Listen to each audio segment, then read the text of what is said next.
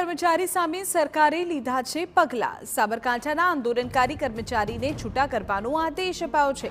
આરોગ્ય કર્મચારીઓએ સરકારના નિર્ણયને ગેરવ્યાજબી ગણાવ્યો।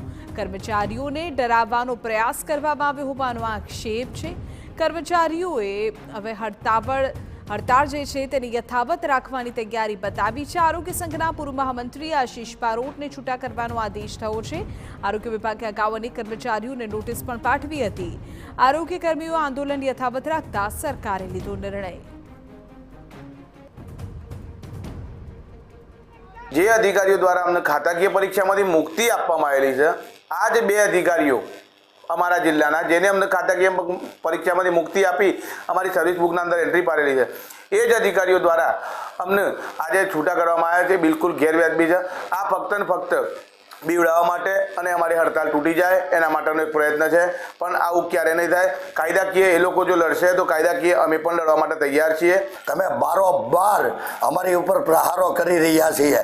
અરે આ એસમાં કાનૂન જો અમે ધાર્યો હોત ને તો કોરોના સમયમાં 2019-20માં આવેલા સમયગાળામાં લગાવવો પડે, પણ અમે માનવતાની રૂએ નથી લગાવવા દીધો। અમે દિલથી મોતને ભેટ્યા છીએ। 62 કર્મચારીઓ અમારા શહીદ એ વખતે થયેલા હતા, ત્યારે જરૂર હતી આ બીવરાવાની અને અમારી હડતાલ તોડી પાડવાને જ મુખ્ય મુદ્દો સરકારે ઉઠાવ્યો છે।